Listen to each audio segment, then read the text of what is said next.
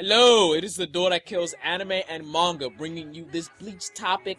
First of all, I came across this video topic because one day my contemporaries were just talking about Sosuke Aizen and how much of a good villain he was, where if you know me by now, I'm not the hugest fan of Sosuke Aizen. I don't think he was a great villain antagonist towards Ichigo Kurosaki and Gote 13. I thought there were some flaws, even though he was unique and he was a very intelligent pursuer against the goals of Ichigo Kurosaki. Juha Bach has showed elements to be a much more intelligent, a much more cunning, a much more powerful foe than Sosuke Aizen has showed inside of a power that would make him practically immortal and would make him gain more strength over time, aka the Hyogoku.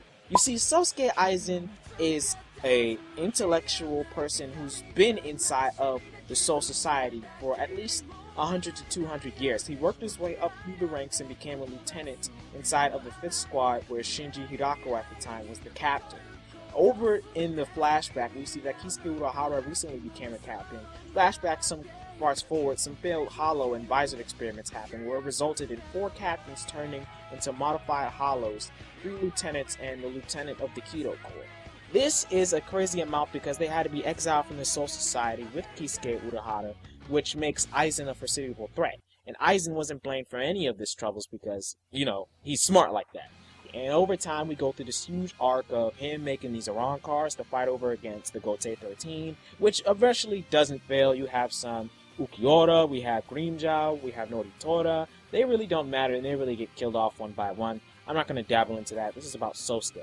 Over time, Sosuke evolves with the Hyogoku. He turns into this masked butterfly, Silence of the Lambs type serial killer thing. Then he turns into some hollow centipede caterpillar. I don't know what the fuck. He has a weird sense of style. And then our main character, Ichigo Kurosaki, gets a final Getsuga Tensho, and he slashes him with the Mugetsu. And hey, overall we learn that Aizen is smart, and towards the end we see from Ichigo's counterpart that Aizen wanted to be defeated. But what has Aizen showed? We didn't get a flashback on why Aizen wanted to do any of the goals he did.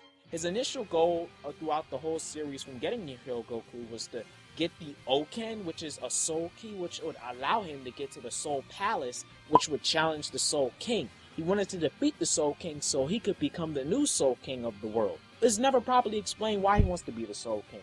We have some dialogue with Kisuke Urahara and Aizen towards the end when he's about to be sealed with Kido, initializing that he wants it for power, initializing that with a man of such intellect, he asks to Kisuke Urahara, why would he sit down and let that quote-unquote thing take care of him? Which leaves a lot of plot holes in retrospect of what that thing and what the Soul King actually is.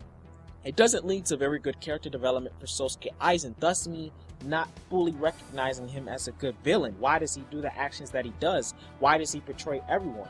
What motive does he have for doing this? This is still a plot element that's missing from me accepting Sosuke Aizen as a villain. And then we have Juha Bach, who came in and he started a war with the Gote 13. The way that this arc started with the invasion of the Quincy was phenomenal. There was a sense of danger. Byakuya got messed up, Kenpachi got messed up. Most of the captains were faring awfully well, until they just started coming in and treading house all over the powerhouses of the Gote 13. These are characters that we think would never lose in the way that they lost in these battles, and then it just got crushed one by one by one.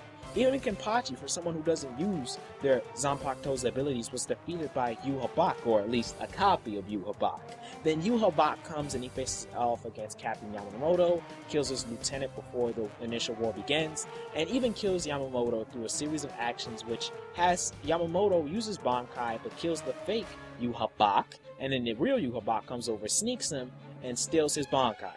Juha Bach has shown the potential to be much more of a dangerous threat over time. You have to see, you guys, that Juha Bach has not only given a real sense of danger for one of the few times in Bleach by killing all people and defeating people inside of the Gote 13, going on their turf and beating them at their own game, stealing their Bankais, thus taking and robbing them of their power, stealing their head, which not even Aizen could do at the time. When Aizen tried to face off against Yamamoto, he tried to use his Kyoka Suigetsu's ability to give him illusions, but he couldn't kill him, and Yamamoto was about to flame the whole thing up. He needed the help of Wonder Wise and able to complete his ability, but with Juha Bach, he used his Quincy powers and able to use his sword and able to stab the dude. If that's not successful and that doesn't cry out for a better villain, then why wouldn't it say? I'll even even go further by saying that Juha Bach has reason to go after the Gotei 13. The Quincy's and the Shinigami have different beliefs inside their world that they live in, which goes and revolves around the Hollows, while the Shinigami try to save the Hollows and try to purify their spirits so they can transfer over to the Soul Society. The Quincy's cannot live in analogous with the Hollows. Quincy powers are affected by the Hollows' presence, and they need to kill them off so that they can survive. With Juha Bach and Sosuke Aizen, I just see more potential for Juha Bach to be more threatening. People like to say if Sosuke Aizen would come back now, we would know why we don't have certain things about the story revealed, and we would know why there are plot holes about his past and why he wants to be the Soul King. But he's not going to be the central part of this arc, even if he does come back. Juha Bach has been one of the central parts of this arc, and he's still a mystery, and we don't know the full story about why he's challenging the Gotei 13. Like what I explained, is because they have differences in the beliefs about how they should handle Hollows, but there's a personal reason going back with Juha Bach and Captain Yamamoto. Overall, I think Juha Bach has shown more potential inside Bleach. However, Sosuke Aizen has shown more intelligence when it comes to predicting everyone's plan, but more people consider that over trolling how he has everything according to plan.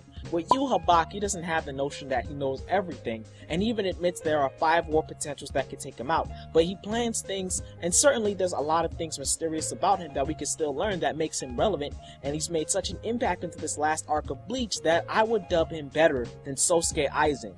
I think Juha Bach is just as, if not even more cunning than Sosuke Aizen would be, since the fact that he was able to manipulate the Soul Reaper's powers in stealing the Ronbankais and using them against them and able to cause a serious threat, while Sosuke Aizen tried to use Rankars and modified Hollows with Shinigami powers in order to face off against the Gotei 13, and they hardly killed anyone. You're not looking good, Sosuke, in my opinion, but let's see what you guys think. Like or dislike this video, it does not matter. You've had all the quality content with none of the filler, and if you don't know what that is, then you need to watch more anime. Peace.